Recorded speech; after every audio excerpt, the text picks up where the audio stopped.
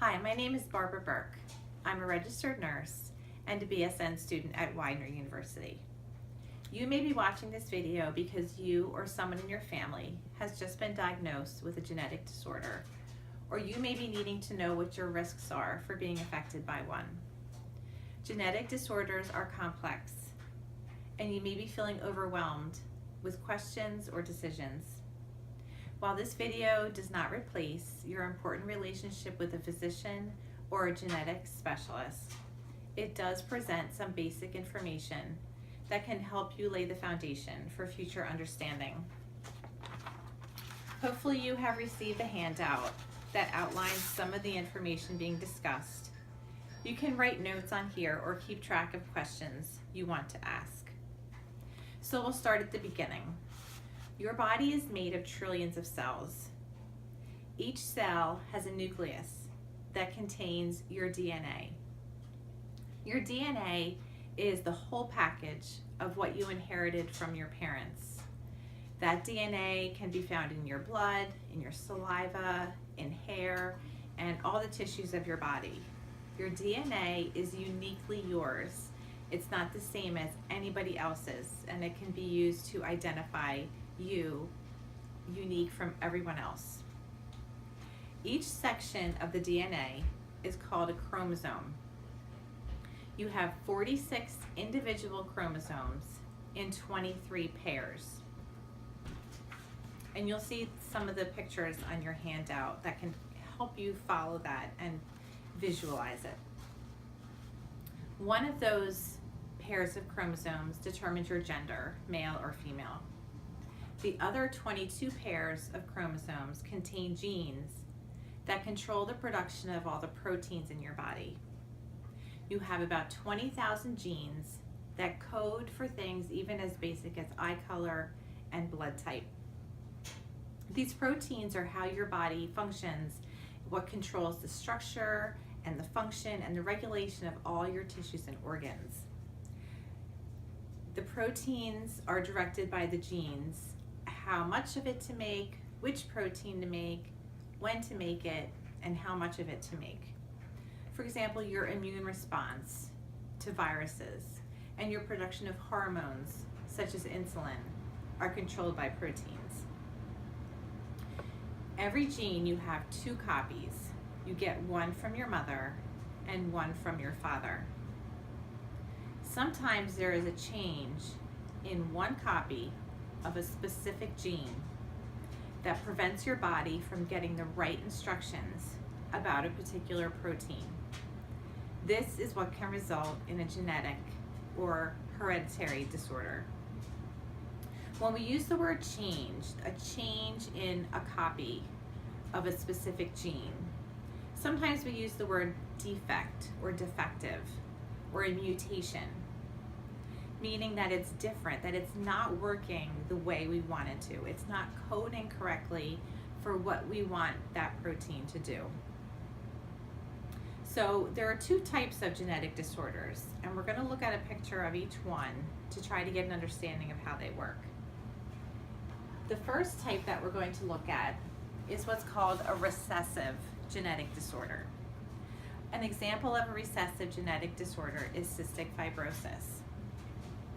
So we talked about the genes. There is a gene we have that's called the cystic fibrosis transmembrane conductor regulator gene. This is the gene that if it's working correctly, we don't have cystic fibrosis. If it's not working correctly, then we do have the gene for it. And cystic fibrosis causes your mucus to be thick and sticky, and it causes breathing problems. So if we look here at this diagram, we have a mother and a father. Each of these 2, the mother and the father, have 2 genes that control cystic fibrosis, one from the mother and one from the father. So if we look at this mother and father here, the mother has 1 normal gene and 1 gene that codes for cystic fibrosis. So that makes her a carrier. She doesn't have the disease, she's not affected by it, but she can carry it, she can pass it on to a child. Same with the father. He has one normal gene and one gene that codes for cystic fibrosis.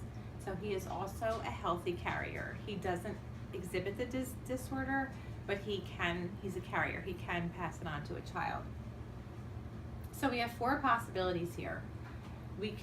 This child that they have together can get the normal gene from mom and the normal gene from dad, the normal gene from mom and the gene for cystic fibrosis from dad, the flip of that, cystic fibrosis gene from mom and a normal gene from dad, or the child could get the cystic fibrosis gene from mom and dad.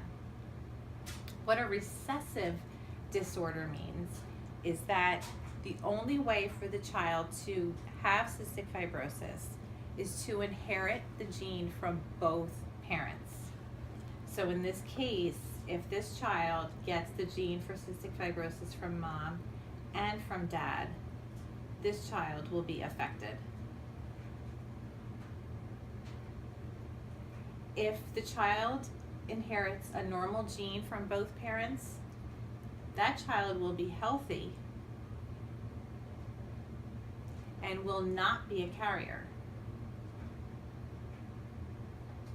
So even though this child had 2 parents, each with one gene for cystic fibrosis, this child did not get that from either parent, and so is healthy and cannot pass the disorder on. These 2 children here have one normal gene and one gene for cystic fibrosis, but because it's a recessive disorder, the cystic fibrosis gene recesses and allows the normal gene to take over. So these 2 children will also be healthy.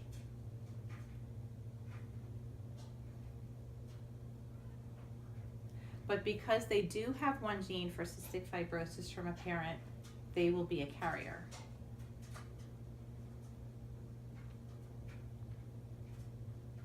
And so the only way for these 2 children to pass on the disorder to a child is if they are a parent along with another person who also has a gene for cystic fibrosis.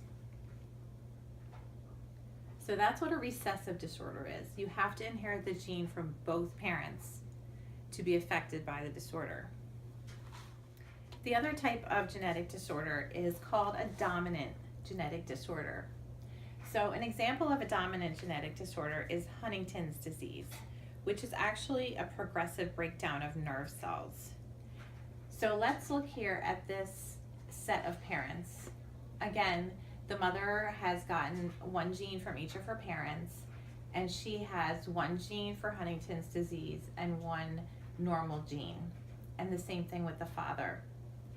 Most people who are affected by Huntington's disease don't find out until later in life. So during their childbearing years, they're often unaware that they carry the gene for Huntington's disease, because with this being a dominant disorder, you only have to get the gene from one parent to be affected by it.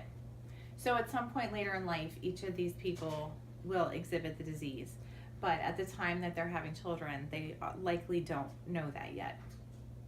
So there are 4 possible combinations when they have a child together. The child could get the normal gene from mom and the normal gene from dad. The child could get normal gene from mom and the gene for Huntington's disease from dad, the reverse of that, or they could get the gene from both parents. So in this case, if they get the normal gene from mom and the normal gene from dad, this child will be not affected, will be healthy. And again, when we say healthy, we mean not affected by the disorder or exhibiting the disorder. In all of these cases, though, the child will be affected because with a dominant disorder, that defective gene dominates. And these children with all of these combinations will be affected.